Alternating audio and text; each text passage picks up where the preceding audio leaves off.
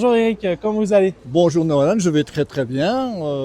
Malgré le temps, il est un peu maussade, mais tout va bien. Donc voilà, je suis président de l'association Chapeau-Chat pour la sauvegarde des chapelles et potales de Chastres. Nous sommes installés ici à Saint-Géry, devant la chapelle Sainte-Adèle. La possibilité d'organiser un goûter de Noël. Eric, qu'est-ce que vous pouvez nous dire un peu sur Chapeau-Chat? Alors, Chapeau-Chat, c'est une association qui est née il y a 2 ans. Elle comporte un certain nombre de bénévoles qui ne sont pas des professionnels, mais on peut repeindre, restaurer, rénover différentes chapelles. Il y en a 44 à Chastres et il y a 39 potales aussi. Les potales, ce sont des niches qui sont présentées dans les murs des bâtiments. Nous avons rénové à peu près une vingtaine de chapelles à l'heure actuelle et l'année prochaine, nous avons encore 3 chapelles majeures à rénover, à restaurer. Il n'y a pas que la rénovation, il y a aussi la restauration et des statues qui évidemment bien sûr font partie de cette chapelle.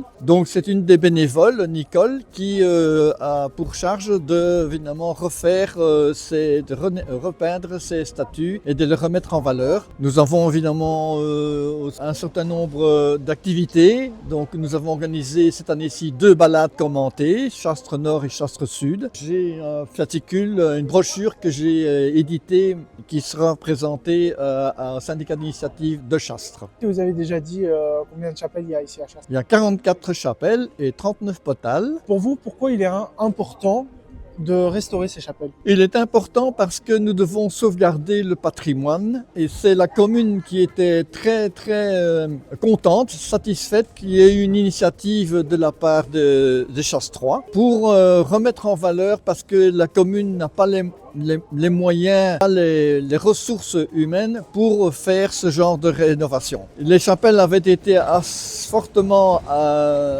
disons abîmées et elles ont nécessité une repeinture externe et aussi interne parce que c'était il y a bien 20 ans qu'on n'a plus rénové ces chapelles. Déjà, vous faites vraiment un boulot de dingue. Du coup, actuellement, combien de bénévoles sont à Chapeau-Chat? Alors il y a une dizaine de bénévoles, mais je ne prends pas 10 bénévoles pour mettre en ordre, pour remettre en valeur une chapelle. J'ai besoin de personnes qui aiment nettoyer l'environnement. J'ai besoin de personnes qui veulent grimper sur des échelles à 6 mètres de haut pour peindre. J'ai besoin de personnes pour rénover des statues.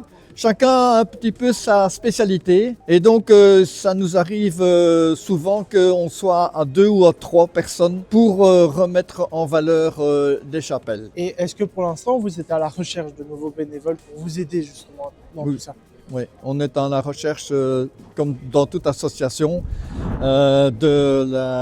pour évidemment, bien sûr, travailler ensemble. Mais à l'heure actuelle, je peux dire que la plupart des chapelles sont remises en état. Et donc nous avons la possibilité l'année prochaine d'organiser autre chose, d'autres activités au nom de l'association. Mais nous devons quand même entretenir régulièrement les chapelles. Vu le mauvais temps, le temps maussade qu'il y a eu cette année-ci, il y a de la moisissure, il y a de la mousse sur les façades et il faut les remettre en valeur régulièrement. C'est un travail de longue haleine. Actuellement, dans l'association Chapeau-Chat, qu'est-ce que vous faites? Alors voilà, il faut savoir que Chapeau-Chat a été créé suite à une autre association qui s'appelle les Amis de la Chapelle de l'Ermitage dans le bois de Gentine, qui était jadis un dépotoir, qui était un endroit malfamé et qui, à la force du poignet, je dirais, et la volonté et la ténacité d'une dizaine de bénévoles, on a remis ça vraiment au goût du jour et vous pouvez aller quand vous voulez, c'est propre, c'est toujours propre. Et on s'occupe de cette chapelle et donc je pense qu'elle est suffisamment connue actuellement. On y rencontre tout le temps quelqu'un. Et c'est donc à cela que, suite à cela, une rencontre que j'ai faite avec Eric, nous avons créé Chapeau-Chat. Il y a encore d'autres associations, comme je vous l'ai dit, comme le Jardin des Songes à Gentine. Il y en a encore bien d'autres. Et alors voilà, je lui donne un coup de main et on travaille ensemble pour Chapeau-Chat, ou bien tout ce qui concerne le patrimoine. Il faut savoir qu'un patrimoine, ça appartient à des familles. Ça n'appartient pas à la commune. Ça appartient, ce sont tous des cas séparés.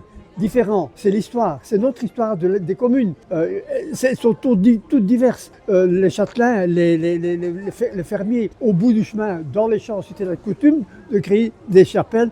Ça appartenait à qui?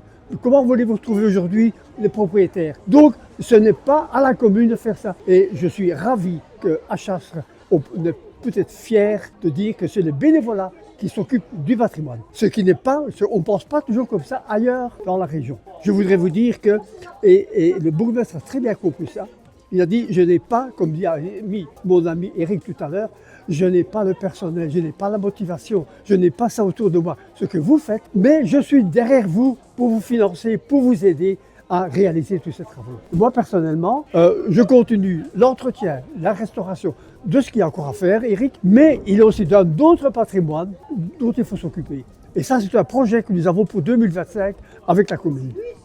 C'est génial, vous avez quand même beaucoup de choses à dire et à faire. Est-ce que vous avez peut-être un petit dernier mot que vous souhaitez dire à nos internautes? Je voudrais, d'une façon ou d'une autre, mais je cherche et je ne trouve pas la solution, pouvoir éveiller certaines personnes qui ont terminé leur carrière et qui, c'est tout à fait légitime, qui pensent s'installer dans le sud de la France ou d'Espagne, ça c'est chacun son affaire, mais il y a beaucoup de gens ici qui sont compétents et qui pourraient rendre service à la commune, d'une façon ou d'une autre, en fonction de leur personne, de leur passé, de leur profession. Comme dit Eric, il faut un vitrier, il faut quelqu'un qui monte des échelles, il faut un peintre, il faut un maçon, il faut un jardinier. Ce sont tous ces métiers et c'est très, les choses sont très simples. Mais il faut arrêter de penser que c'est toujours les autres, la commune qui doit faire. Commençons par nous et faire notre devoir et tout ira mieux.